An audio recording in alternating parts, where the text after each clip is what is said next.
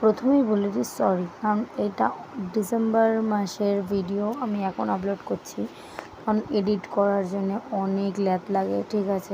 তাই আজকে একটু খুঁজে পেলাম, তাই কারণে এডিটটা করতে বসলাম। সেদিন চলে গেছিলাম তারাপীঠ মায়ের দর্শন করতে, ফাইনালি 5 বছর পর বিয়ের।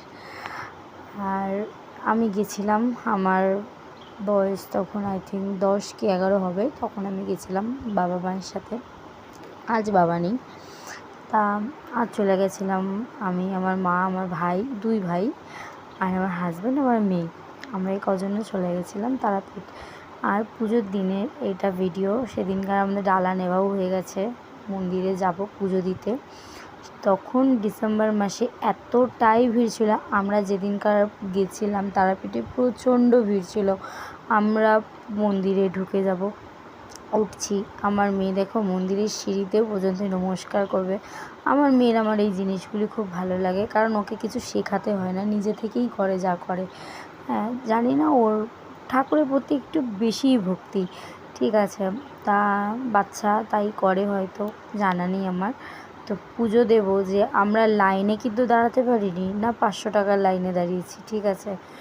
আর আমরা মায়ের সেরকমভাবে সকালবেলা এইভাবেই পুজোটা দিয়ে ফেলেছিলাম, আর আমরা মায়ের সকালবেলা কোনো দর্শন পাইনি, ঠিক আছে। আর এখানে মন্দিরে পুজো দেওয়ার পরে যেখানে বলি হয়, আমার খুব খারাপ লাগে। কেন দেয় বা কেন এই রীতিটা আছে আমি জানি না, আমার খুবই খারাপ লাগে এই বলি দেওয়া ব্যাপারটা। তো আমরা শ্মশানে গিয়ে পুজো দিলাম, ওখানে ভেতরে যেই ঠাকুর আছে শ্মশানে, ওখানে পুজো দেওয়ার পরে শ্মশানের ভেতরে ঘুরছিলাম। এখানে ভান্ডারাতেও রান্নাবান্নাও হচ্ছিলো, দেখলাম, খুব ভাল লাগে। কিন্তু ভান্ডারা আমরা খেতে পারিনি, ঠিক আছে। তো আমরা এই শ্মশানে যাচ্ছিলাম যেখানে আর কি পোড়ানো হয়। আমি বহু বছর আগে এসেছিলাম, তখন কাঠেরতে পোড়ানো হতো। এখন দেখলাম কারেন্টের চুল্লি করে দিয়েছে, তো ভালো লাগলো।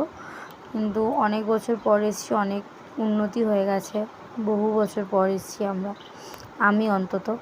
খুব ভাল লাগলো, দেখলাম এখানে কারেন্টের চুল্লি হয়েছে এখন। তো গেলাম, ঘুরলাম। একটা জিনিস বলি তোমাদেরকে, বড়রা শুনেছি বলতে বড়দেরকে, যে মরার ছাই নাকি কোনোদিন ঠান্ডা হয় না, কিন্তু এখানে গিয়ে সেদিনকার ফিল করেছি আমি যে সত্যি আমার পা যতবার ওখানে পড়ছিল ছাইগুলির মধ্যে, সেখানেই পুরো কিন্তু গরম ছিল ওই জায়গাটায়, জানি না কেন। তারপর বেরিয়ে গেলাম আমরা চলে এসেছিলাম সন্ধেবেলায় মায়ের দর্শন করতে, তোমাদেরকেও একটু করিয়ে দিলাম। তা তোমাদের একটা কথা বলি, আমাদের এই মায়ের দর্শনের পেছনেও খুবই বড় স্ট্রাগল আছে, কারণ আমরা একটা খাম্বার উপরে উঠে মায়ের দর্শন করেছিলাম। তো কীরকম লাগলো জানি।